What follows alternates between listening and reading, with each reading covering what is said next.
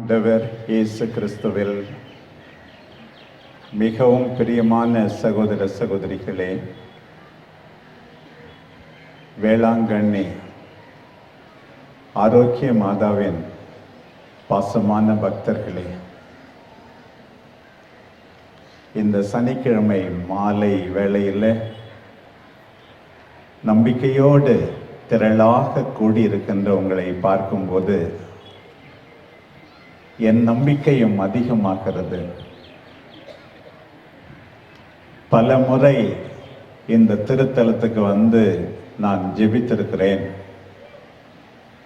ஒவ்வொரு முறையும் அன்னையின் பிரசன்னத்தை, பாதுகாவலை, பரிந்து பேசுதலை உணர்ந்து சிலிர்த்து போயிருக்கிறேன். எத்தனையோ புதுமைகள் நான் வேண்டியதால் பிறருக்கு, ஏன் எனக்கும் கூட 2007 ஆகஸ்ட் மாதம் 14 பெங்களூரிலிருந்து நான் பஸ்ஸில் பயணம் செய்து இங்கே வந்து கொண்டிருந்தேன். 2 ஆண்டுகளாக முட்டி வலி அதிகமாக இருந்தது. டாக்டர் சொன்னார், வயசாவது ஃபாதர், இப்படி தான் இருக்கும், இந்த எக்ஸசைஸ் எல்லாம் செய்யுங்க பார்க்கலாம் அப்படின்னு சொன்னார்.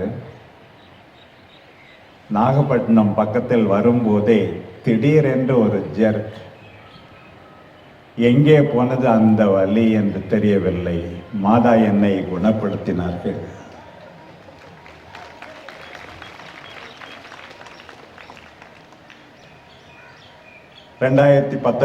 ஆண்டு மே மாதம் 31 கம்போடியாவில் அந்த நாட்டில் இருக்கின்ற 3 மறை மாவட்டத்தின் எல்லா குருக்களுக்கும் 3 ஆயர்களுக்கும் தியானம் கொடுக்க போயிருந்தேன். அடுத்த நாள் ஜூன் மாதம் 1 தியானம் தொடங்க வேண்டும். 31 2019 திடீரென்று நான் பயணம் செய்த வேன் விபத்துக்குள்ளானது. பிழைக்கவே மாட்டோம், எங்கெல்லாமோ இருந்து சாவதற்கு இங்கேதான் வந்தோமா என்று கூட நினைத்தேன். என்னோடு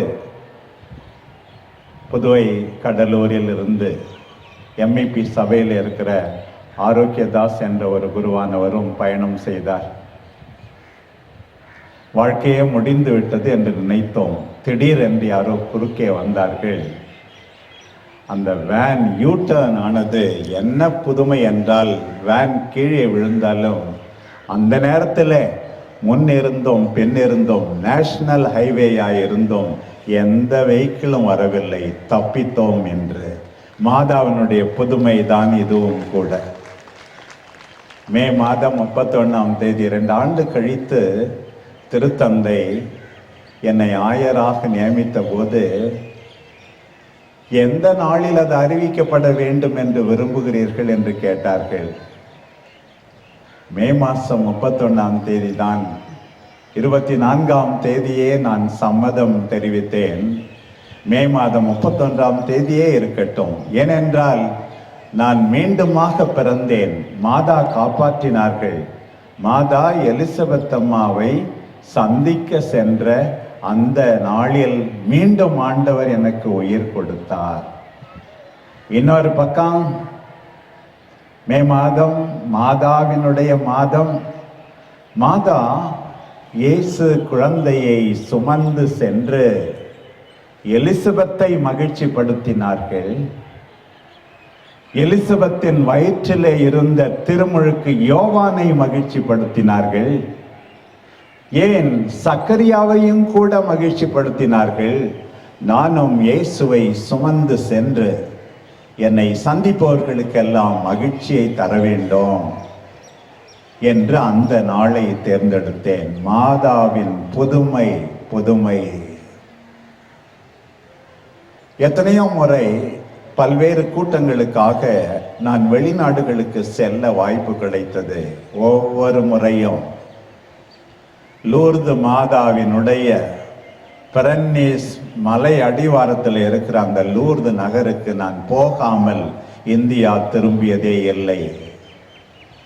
எல்லாரும் சொல்லுவார்கள், ரோமைக்கு போகிறவர்கள் வேடிக்கை பார்க்க போகிறார்கள், ஆனால் லூர்துக்கு வருகிறவர்கள், வேளாங்கண்ணிக்கு வருகிறவர்கள் வேடிக்கை பார்க்க அல்ல, ஜெபிக்க வருகிறார்கள் என்றால் அது மிகையாகாது. உண்மையாகவே உங்களை பார்க்கும் போதே தெரிகிறது எந்த அளவுக்கு என்று. பிரியமானவர்களே, நம் அன்பு தாய் உண்மையாகவே இந்த இடத்தினால் எத்தனையோ மக்களுக்கு மகிழ்ச்சி அளித்திருக்கிறார்கள். ஒரு பக்கம் நோய் நீங்குவது, பொருளாதார நெருக்கடியிலிருந்து விடுதலை பெறுவது, பல்வேறு பிரச்சனைகளை தீர்த்து வைப்பது, அது மட்டுமல்ல, இங்கே வருகிறவர்கள் மனமொடிந்து வருகிறார்கள், நிம்மதியோடு போகின்றார்கள். எல்லாமே புதுமைதான். எத்தனை பேர் வேளாங்கண்ணிக்கு வருகிறார்களோ என்னை பொறுத்த மட்டில் அத்தனை புதுமை என்று சொல்வேன். உங்கள் எல்லார் வாழ்க்கையிலும் புதுமை நிகழட்டும். நம்முடைய தாய் தொடர்ந்து பரிந்து பேசிக்கொண்டே இருக்கிறார்கள்.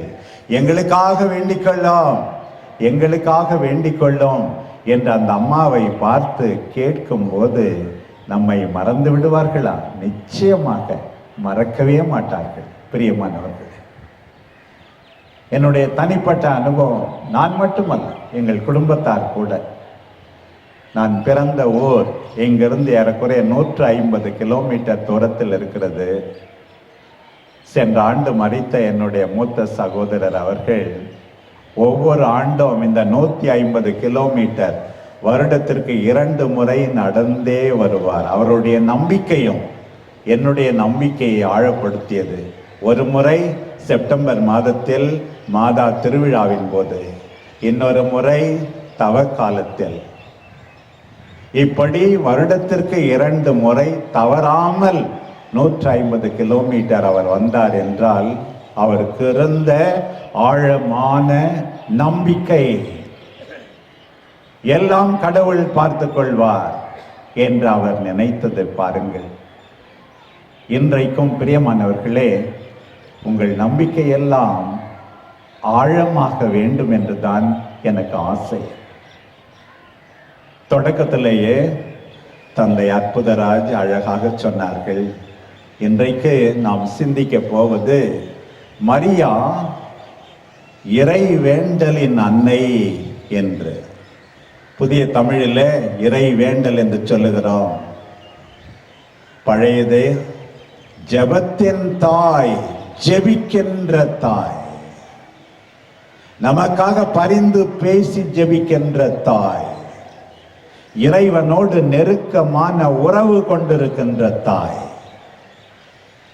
எங்களுக்காக வேண்டிக் கொள்ளும் அம்மா என்று அவரை பார்த்து சொன்னால் மட்டும் போதாது, அம்மா உங்களை போல நாங்களும் ஜெபிக்க ஆசைப்படுகிறோம் அம்மா என்று நாம் எல்லாரும் சொல்ல வேண்டும். இன்றைய முதல் வாசகத்தில் யாக்கோபு எழுதிய திருமுகத்தில் சொல்லப்பட்டிருக்கிறது, உங்களில் யாரேனும் நோயுற்றிருந்தால் மூப்பர்களை அழைக்கட்டும், அவர்கள் ஜெபிக்கட்டும், எண்ணெய் பூசட்டும், பாவியாக இருந்தால் மன்னிப்பு பெறட்டும். பிரியமானவர்களே, இங்க இருக்கிற நீங்கள் எல்லாரும் நோய் நீங்கி நலமாக இருக்க வேண்டும் என்று நானும் ஆசிக்கிறேன். எத்தனையோ பேருக்கு மனத்தில் ஒரு கலக்கம், ஒருவேளை ஆண்டவர் என்னுடைய கடந்த கால தவறுகளுக்காக, பாவங்களுக்காகத்தான் என்னை தண்டித்து விட்டாரோ என்று. இன்னும் சில பேர் கூட இரக்கமின்றி சொல்லுகிறார்கள், நீ செய்த தவறுக்காகத்தான், பாவத்துக்காகத்தான் உனக்கு இப்படி ஆயிற்று, உன் பிள்ளைக்கு இப்படி ஆயிற்று என்றெல்லாம் சொல்லுகிறார்கள். ஒரு பக்கம் நம்முடைய பாவங்களினால் துன்பங்கள் வருவது உண்மைதான், இல்லை என்று சொல்லவில்லை. பழைய ஏற்பாட்டிலே நாம் வாசிக்கிறோம், மக்களின் அநியாயத்தை பார்த்து, அட்டூழியங்களை பார்த்து ஆண்டவர் சும்மா இல்லை. அவர்களை சில நேரங்களில் தண்டித்து அவர்களுக்கு பாகம் போட்டுகிறார் என்பது உண்மைதான். இன்றைக்கு நீங்களும் கேட்டு பார்க்க வேண்டும். ஆண்டவரே, நான் அப்பழுக்கில்லாமல் வாழவில்லை தான், ஒருவேளை அதனால் தானோ இந்த நோய், என்னை மன்னியும் ஆண்டவரே என்று மன்னிப்பு கேட்க வேண்டும். ஆனால் இன்னொரு பக்கம் எல்லா துன்பங்களுமே பாவத்தினால் தான் என்று சொல்ல முடியாது. ஆண்டவரையே கேட்டார்கள். இந்த பிறவி குருடனை பார்த்துவிட்டு, இவனுக்கு இந்த நிலைமை இவனாலா இவனுடைய அப்பா அம்மாவாலா என்று கேட்டபோது ஆண்டவர் சொன்னார், இவன் பாவமும் அல்ல, இவனுடைய பெற்றோருடைய பாவமும் அல்ல, கடவுளுடைய மாட்சிமை வெளிப்படவே இவன் இப்படி இருக்கிறான் என்று சொன்னார். எனவே எல்லா பாவமும் துன்பத்திற்கான காரணம்தான், அல்லது எல்லா துன்பமும் பாவத்தினால் விளைந்தது என்று சொல்லக்கூடாது. துன்புறுவோரை பார்க்கும்போது லூக்கா நற்செய்தி 13ஆம் அதிகாரம் எனக்கு நினைவுக்கு வருகிறது. ஆண்டவரிடம் சொன்னார்கள், பிலாத்து கலிலேயருடைய இரத்தத்தை அவர்கள் பலியோடு கலந்தானே, அதாவது அநியாயமாக கொன்றுவிட்டானே என்று சொல்லும்போது ஆண்டவர் சொன்னார், அந்த கலிலேயர்கள் உங்களை விட பாவிகள் என்று நினைக்கிறீர்களா? இன்றைக்கும் ஆண்டவர் சொல்லுவார். துன்புறுகின்ற அவன், கேன்சர் வியாதி வந்து அவதிப்படுகின்ற இவள், ஆக்சிடென்ட்ல கால் கை உடைந்து போன இவன், உன்னை விட பாவி என்று நினைத்து விடாதே. மனம் திரும்பாவிடில் உங்கள் எல்லாருக்கும் துன்பம் உண்டு, அழிவு உண்டு. ஆண்டவர் இன்னொன்றையும் சொன்னார். அன்றைக்கு ஒரு ஆக்சிடென்ட், சிலோவாமிலே கோபுரம் இடிந்து விழுந்து 18 பேர் இறந்தார்கள். அந்த 18 பேர் பாவிகள் என்று நினைக்கிறீர்களா? நிச்சயமாக இல்லை. மனம் திரும்பாவிடில் நீங்கள் அழிவீர்கள். ஒவ்வொரு துன்பமும் வேதனையும் எதனால் தெரியுமா? நம்மை மனமாற்றத்திற்கு இட்டு செல்ல வேண்டும் என்பதற்காக என்று ஆண்டவர் சொல்லுகிறார். மறந்து விடாதீர்கள். பிரியமானவர்களே, இப்படி திரளாக இங்கே கூடி வந்து ஜெபிப்பது எனக்கு மகிழ்ச்சி என்றாலும், எல்லாரும் மனம் மாற வேண்டும், எல்லாரும் பாவங்களுக்கு மன்னிப்பு பெற வேண்டும். அப்போதுதான் நம்முடைய நோய் நீங்கும் என்பதை மறந்து விடாது. ஆண்டவர் இன்றைக்கு அழைக்கிறார். 40 வயசு ஆனா எல்லாரும் சொல்லுவாங்க, டாக்டர் கிட்ட செக்கப்புக்கு போ என்று சொல்லுவார். முதல் செக்கப் என்ன தெரியுமா? நாம் எல்லாரும் நம்முடைய பாவங்களுக்கு மன்னிப்பு பெற வேண்டும், ஆண்டவரிடம் மன்னிப்பு பெற வேண்டும். யாரை காயப்படுத்தினோமோ அவர்களிடம் மன்னிப்பு பெற வேண்டும். இது இல்லாமல் அங்கே 100 செக்கப் பண்ணாலும் வேஸ்ட், நோய் தீராது.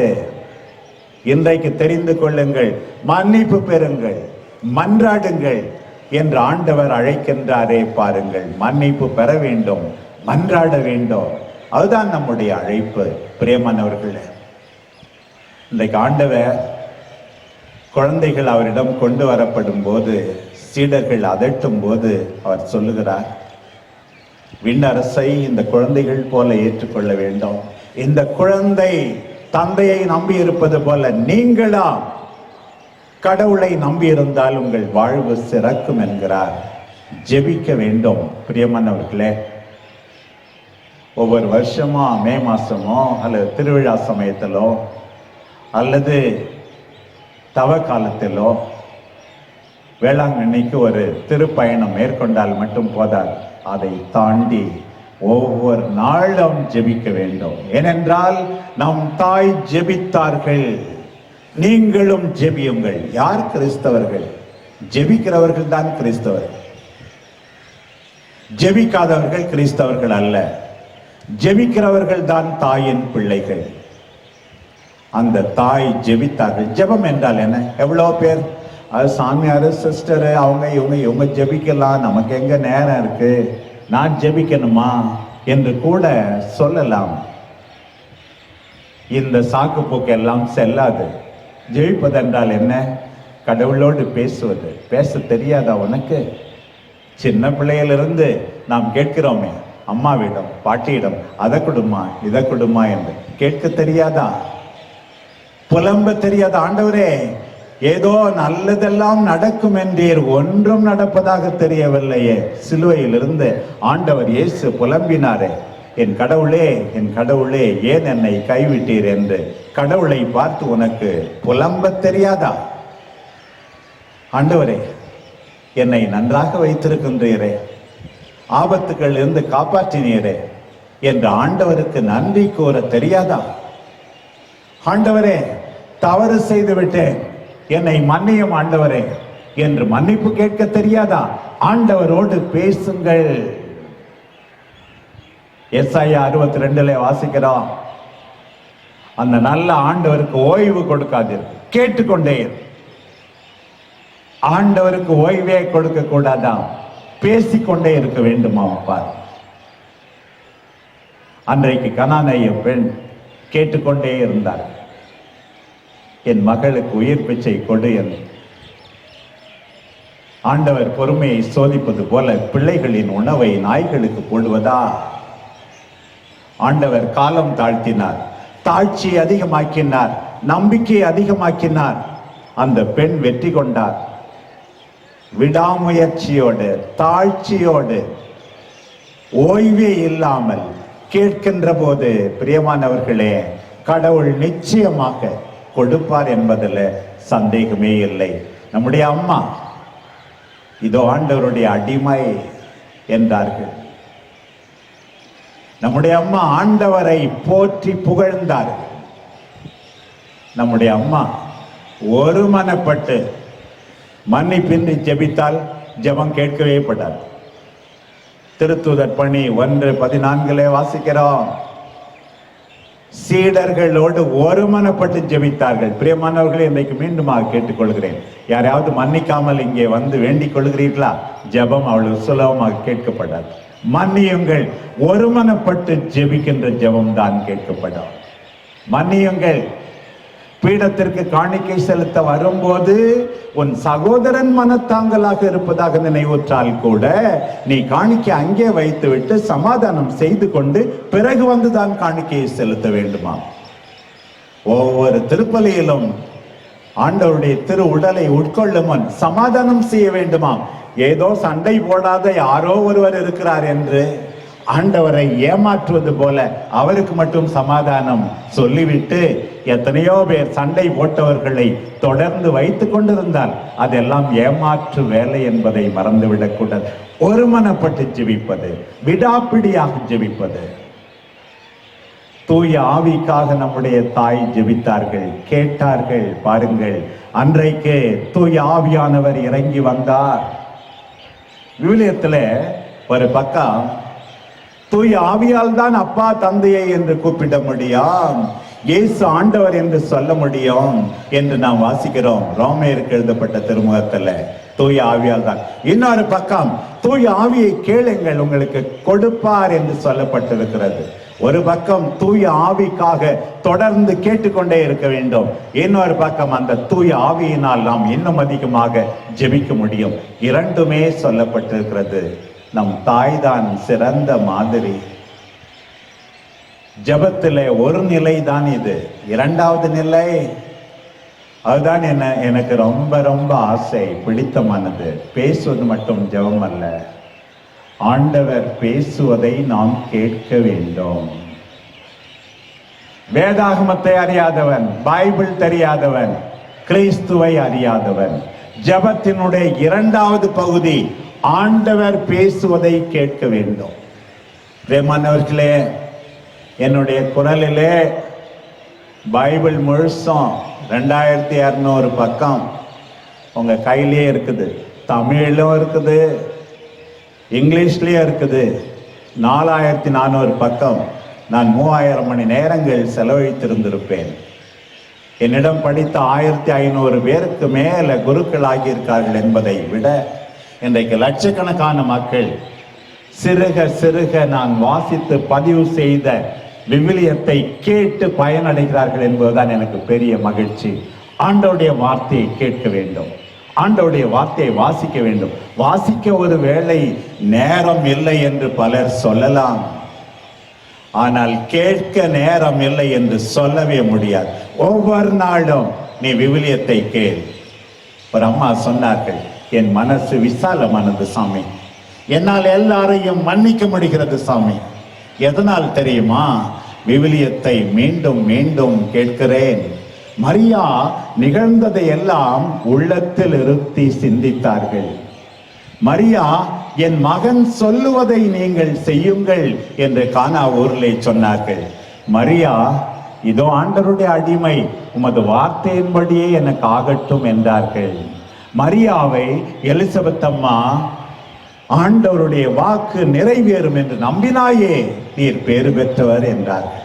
இதுதானே ஜெபம், ஆண்டவரோடு பேசுவது, ஆண்டவர் பேசுவதை கேட்பது. சில நேரத்தில் ஆண்டவரோடு நீங்கள் பேசுவீர்கள். அன்றைக்கு தந்தையிடம் மகன் கெத்செமனே தோட்டத்திலே பேசினார். தந்தையே, கூடுமானால் இந்த துன்ப கல்லம் என்னை விட்டு அகலட்டும் என்றார். அந்த மகன் தந்தை பேசுவதை கேட்டார். அது எழுதப்பட்டில்லை. தந்தை மகனிடம் பேசினார், மகனே, நீதான் சிலுவையை சுமக்க வேண்டும், துன்ப கலத்தை குடிக்க வேண்டும். ஆண்டவர் சொல்லுவார். தன்னுடைய சமனசுகளை அனுப்பி அவரை தேற்றினார்.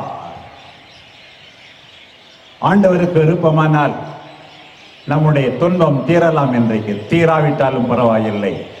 அந்த துன்பத்தை மகிழ்ச்சியோடு தாங்கிக் கொள்ள வல்லமை இந்த புண்ணிய பூமியிலிருந்து உங்களுக்கு கிடைக்கும். அம்மா, உங்களை போல நாங்களும் ஜெபிக்க வேண்டும். திருத்தூதர் பணி 1:14 பிறகு மாதாவை பற்றி ஒன்றுமே தெரியல. நம்ம அம்மா ஜெபித்தே நாட்களை கழித்தார்கள் போல் இருக்கிறது. இறைவன் மீது, உயிருள்ள இறைவன் மீது என் உள்ளம் தாகம் கொண்டது என்று ஜெபித்தார்கள் போல் இருக்கிறது.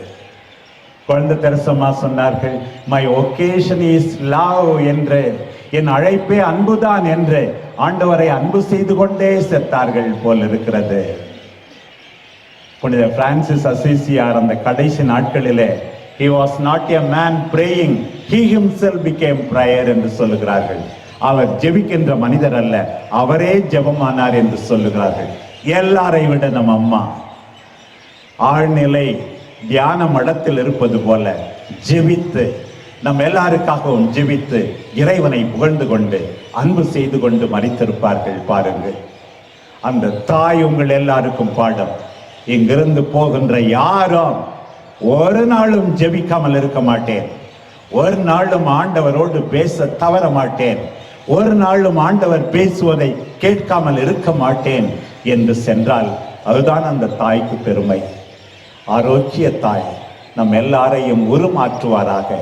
விண்ணை நோக்கிய நம்முடைய நம்பிக்கை பயணத்தில் உடனிருப்பாராக. ஆமென்.